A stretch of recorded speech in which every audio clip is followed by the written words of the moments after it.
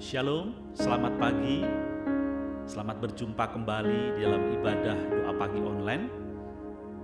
Saya percaya dimanapun Bapak Ibu Saudara berada, kasih penyertaan Tuhan limpah buat setiap kita. Dan pagi ini saya mengajak, mari cari Tuhan lebih dahulu.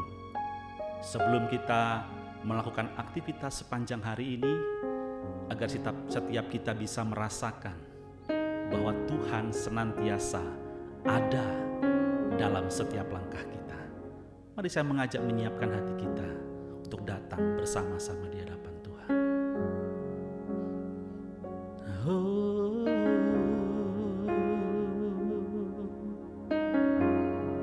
Pagi ini kami datang Tuhan, kami rindu meninggikan Engkau. Pagi ini kami rindu mencari akan wajah-Mu dan bersyukur atas segala perbuatan tangan-Mu yang melimpah. Terima kasih Bapa. Terima kasih Tuhan Yesus. Ku tinggikan Engkau Tuhan, melebihi segalanya, lebih dalam ku menyembah, dalam roh dan kebenaran ku tinggikan Engkau Tuhan, melebihi segalanya, lebih dalam ku menyembah, dalam roh dan kebenaran selamanya.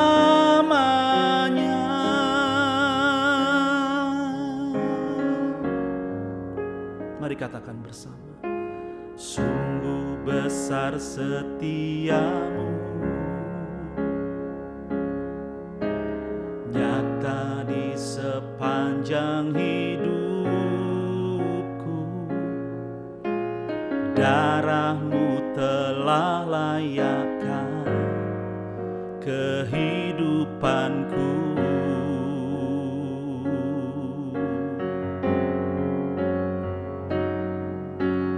Tiada kata yang bisa lukiskan indahnya Kau Tuhan. Bagi-Mu segala pujian dan kemuliaan.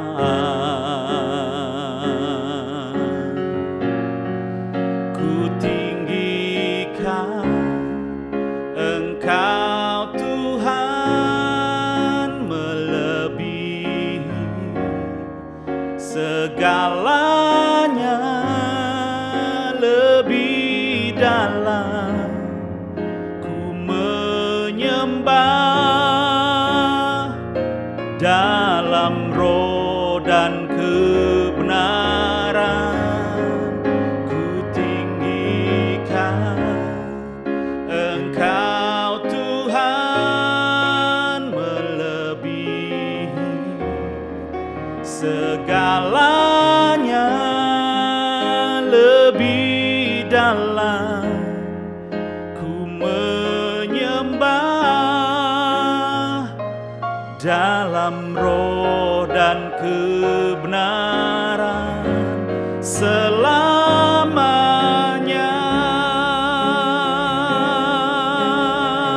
Oh, selamanya.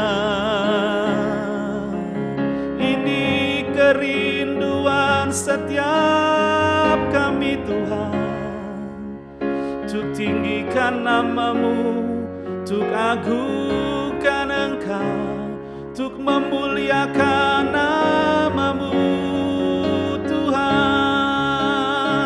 Sebab hanya Kau yang layak, sebab hanya Kau yang layak disembah dan ditinggikan.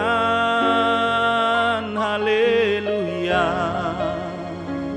Kinara lamara lamara lamara lara lamara laya lama lamara lamara lara lamara ya sene aralamo kidirere naralama sandiri naralamo kidere aralama se haleluya rabasande niaralama lamara lama kirala bara lamara lamara lamara lamara lamara lamara lamara shikiri aralamara lamara lamara lamara. Kami rasakan akan hadirat-Mu Tuhan pagi ini. Kami rasakan kasih-Mu yang sempurna melingkupi hidup kami. Kami merasakan bahwa Engkau Bapa yang tidak pernah meninggalkan kami. Bahkan tuntunan-Mu, kebaikan-Mu, kasih setia-Mu nyata buat kami. Pagi ini kami rindukan firman-Mu Tuhan. Berbicara atas setiap kami melalui firman Tuhan. Karena kami percaya firman-Mu itu kebenaran dalam hidup kami. Firman-Mu yang menuntun hidup kami melalui hari-hari kami. Terima kasih Bapa, terima kasih. Kami sambut firman-Mu. Dalam nama Tuhan Yesus kami berdoa dan mengucap syukur. Haleluya. Amin. Salam saudaraku kekasih. Diimani oleh orang-orang seantero jagat raya ini di seluruh Nusantara, keluarga-keluarga Kristen terlebih khusus bahwa tahun 2021 merupakan tahun Tuhan berkarya untuk memulihkan Indonesia, memulihkan setiap keluarga. Oleh karena itu, dengan iman dan percaya kepada Tuhan, maka ketika kita melihat situasi tahun 2020, bahkan sudah masuk di 2021, mau tidak mau kita diperhadapkan oleh sebuah masalah yang besar, masalah kesehatan, masalah perekonomian, masalah bagaimana keluarga ini dibentuk dengan sebuah janji Tuhan yang akhirnya diimani oleh orang-orang percaya. Saudaraku yang dikasihi oleh Tuhan, bagaimana Tuhan memulihkan di tahun 2021, maka kita akan melihat sebuah penyertaan Tuhan. Kita akan berbicara yang pertama adalah penyertaan Tuhan. Yang kedua adalah bagaimana kita menghadapi sebuah masalah. Dan yang ketiga, bagaimana janji Tuhan untuk memberikan sebuah pemulihan. The year of restoration. Nah, saudaraku yang dikasihi oleh Tuhan, ketika Paulus itu menulis suratnya kepada jemaat di Korintus, maka Paulus memberikan satu flashback ke belakang, memberikan satu hal gambaran kepada jemaat di Korintus. Yang pertama adalah bagaimana melihat penyertaan Tuhan atau berkat Tuhan yang diberikan kepada orang-orang Israel. Di dalam 1 Korintus 10 ayat 1 di sana dikatakan, aku mau supaya kamu mengetahui, saudara-saudara, bahwa nenek moyang kita semua berada di bawah perlindungan awan dan bahwa mereka semua telah melintasi laut. Mau tidak mau diakui dengan sebuah keimanan bahwa Tuhan menyertai nenek moyang orang Israel. Mereka mendapatkan penyertaan dari Tuhan sendiri. Berkat Tuhan mereka disertai dengan awan, mereka diselamatkan untuk dapat mengarungi, menyeberangi laut yang luas. Ayat yang kedua, penyertaan Tuhan untuk menjadi pengikut Musa.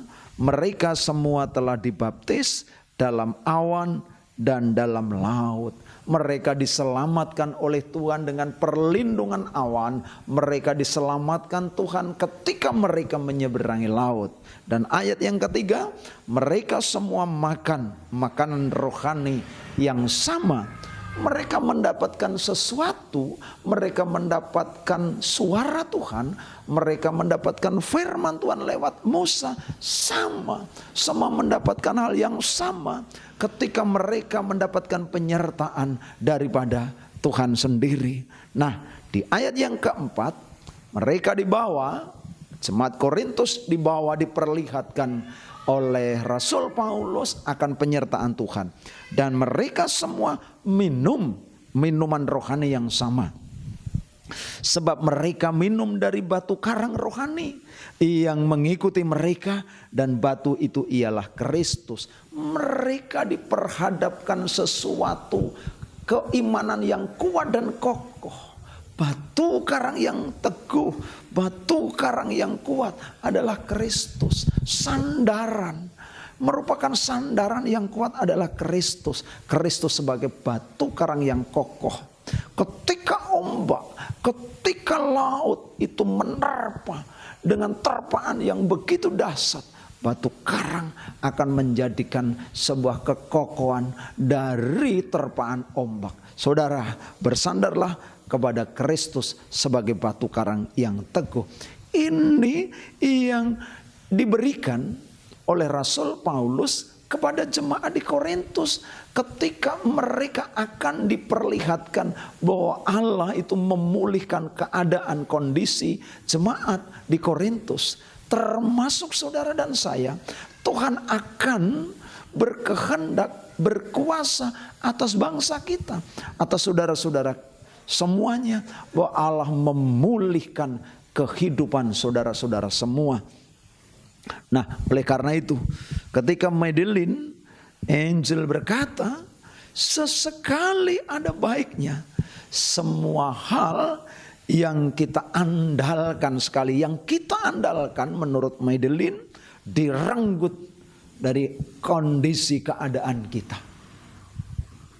Kita akan dapat merasakan apakah kita menang berdiri di atas batu yang kokoh, atau justru pasir yang mudah untuk diterpa air, pasir yang mudah rapuh.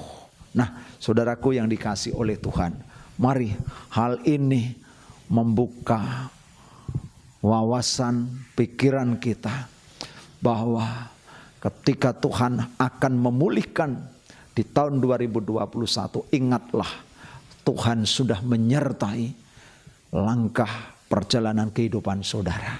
Maka yang kedua, orang-orang milik Tuhan, atau ketika Tuhan menyertai orang-orang yang Tuhan sendiri pilih, yang Tuhan sendiri pakai, tidak akan ada lepas dari sebuah masalah. Masalah mesti ada.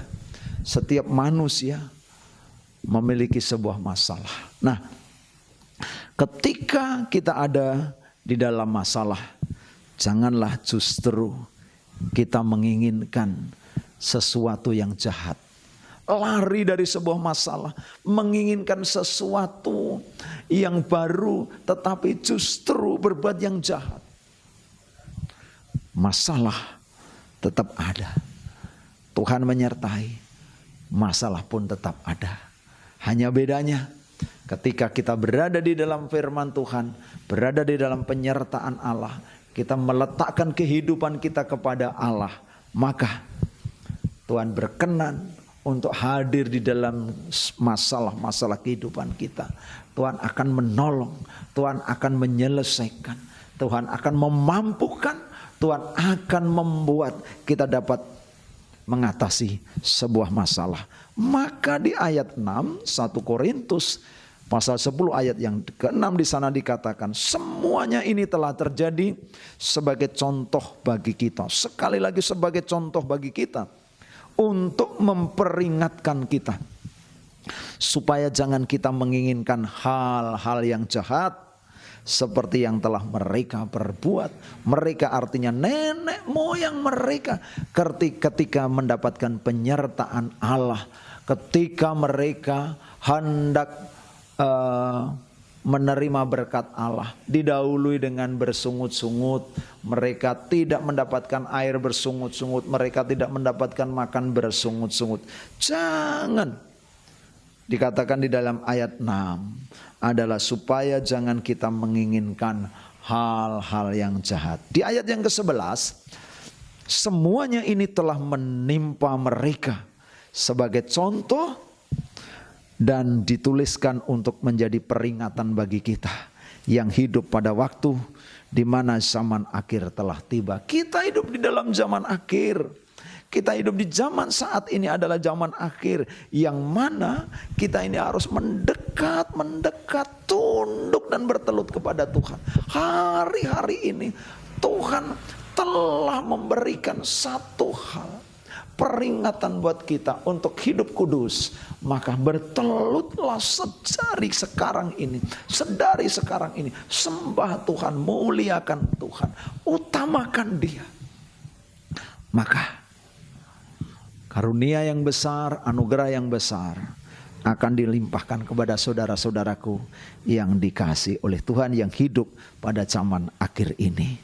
Dan yang ketiga adalah Tuhan berkenan memulihkan. Tuhan memberkati. Ada sebuah masalah. Masalah-masalah ini adalah masalah yang saat ini adalah masalah-masalah banyak keterkaitannya dengan pandemi, masalah kesehatan, masalah perekonomian, masalah kehidupan keluarga, masalah sosial, dan masalah-masalah yang lain yang ada di dalam kehidupan orang-orang beriman. Tuhan akan memulihkan. Maka ketika iman kita letakkan kepada Tuhan, ketika kita ini tunduk dan bertelut kepada Tuhan, maka firman Tuhan di ayat yang ke-13 ini benar-benar merasuk, mengilhami hati dan pikiran kita. Ayat yang ke-13 di dalam 1 Korintus pasal 10 demikian. Pencobaan-pencobaan yang kamu alami ialah pencobaan biasa. Wow, luar biasa. Padahal kita ini hampir-hampir tenggelam, hampir-hampir jatuh, hampir-hampir terpuruk. Tangis air mata menetes terus menerus. Tetapi firman Tuhan di sana dikatakan, pencobaan-pencobaan yang kamu alami ialah pencobaan biasa, yang tidak melebihi kekuatan manusia, yang artinya manusia kuat untuk menghadapinya. Sekali lagi, manusia dimampukan untuk kuat menghadapinya, sebab Allah setia. Sekali lagi, katakan dalam iman saudara, sebab Allah setia. Dan karena itu Ia tidak akan memberikan kamu dicobai melampaui kekuatanmu. Pada waktu kamu dicobai, Ia akan memberikan kepadamu jalan keluar sehingga kamu dapat menanggungnya. Yuk saudaraku, kita dekat dengan Tuhan. Tahun 2021 mulai mengawali di bulan Januari. Yuk saudaraku,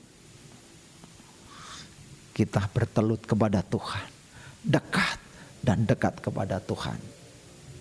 Iman dan percaya kita bahwa tahun ini adalah Tuhan berkarya untuk memulihkan bangsa kita, untuk memulihkan keluarga kita, untuk memulihkan hubungan sosial kita dengan teman, rekan kerja, rekan sekantor. Tuhan memberkati. Amin.